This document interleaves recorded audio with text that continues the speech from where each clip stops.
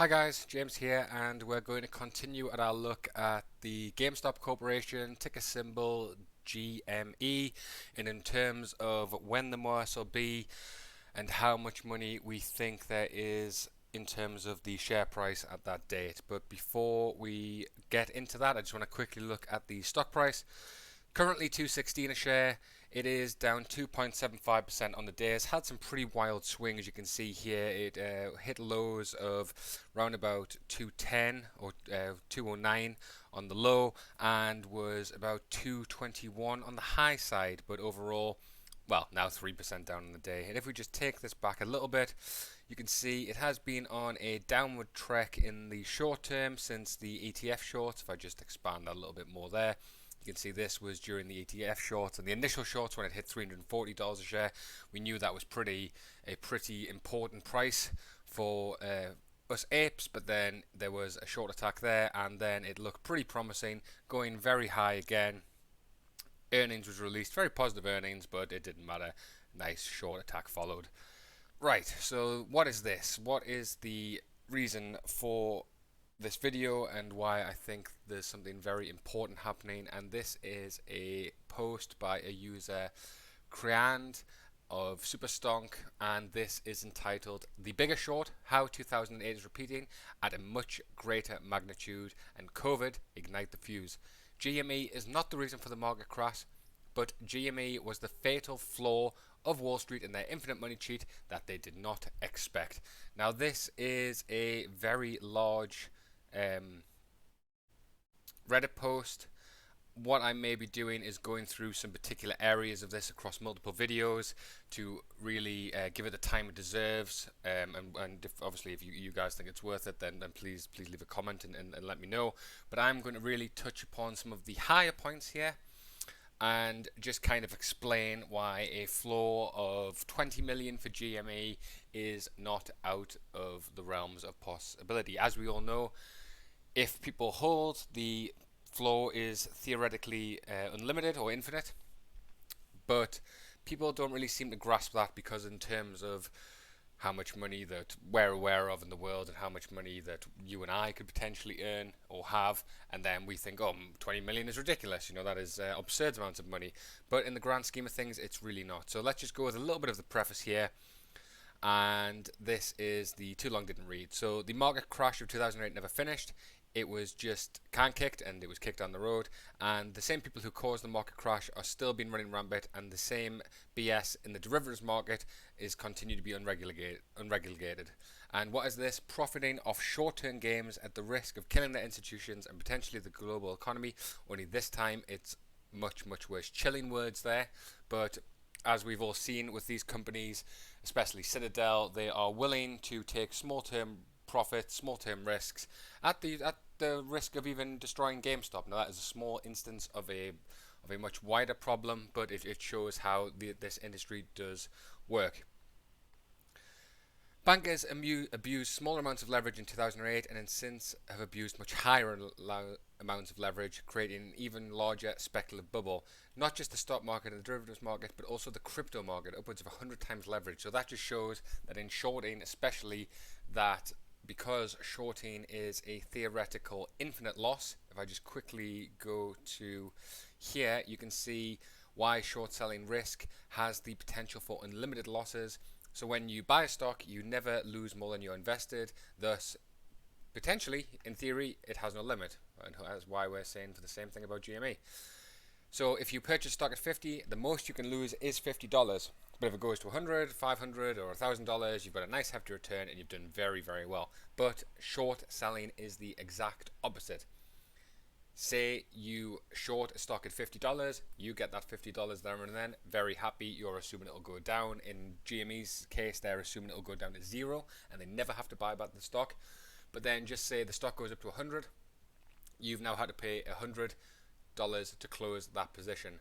There is no limit to how much money you could lose on a short sale. If the price rises to 1,000, you have to pay $1,000 for a $50 investment. Now imagine if you are leveraged on this position and you have shorted billions of dollars worth of shares, and then the price of those shares have gone up dramatically. And just think about how much is at stake there. COVID came in, rocked the economy, and the Fed is now pinned between a rock and a hard place. In order to buy more time, the government has triggered a flurry of prospective measures, mortgage forbearance expiring in these dates. The market was going to crash regardless. GME was and never will be the reason for the market crashing, but it is a part of it, and it could be the fuel that ignites the fire, but then also because it has been ignited, it's the thing that we think is going to the moon. So, the rich made a fatal error in way overshorting stocks. There is a potential for their decades of sucking out money for the taxpayers to be taken back. The derivatives market has a potentially $1 quadrillion market.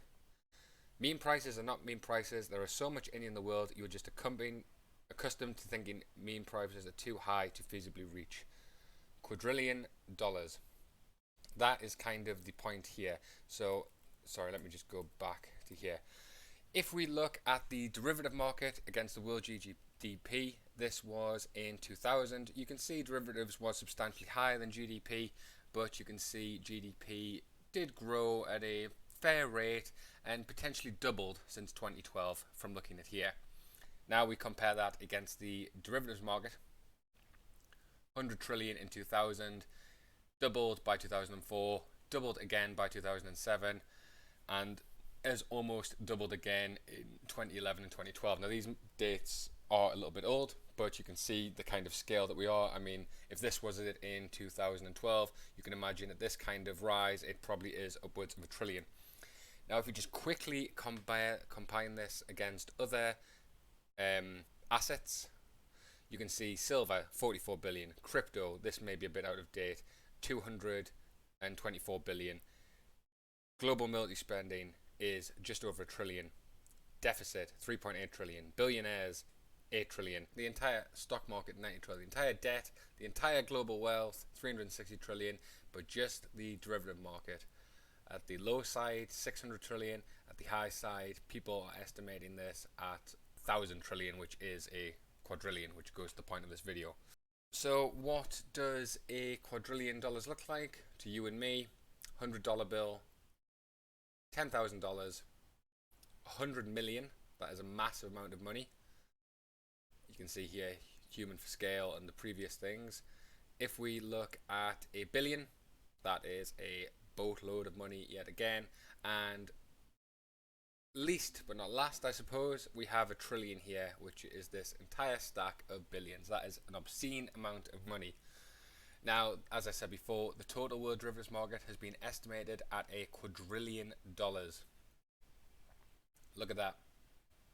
Each one of these stacks is $1 trillion, and they go on and on and on and on and on. That is why the floor can be whatever we say, because the amount of money that we're dealing with and the corruption we're dealing with is so vast, there is no limit.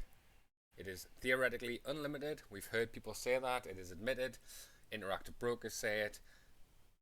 Anyone in finance would admit that. But because people are on this side of the scale, where people don't even have $10,000 to their name, we're not on this side. We don't understand, or we don't expect to comprehend this amount of money because it's not something we're dealing with.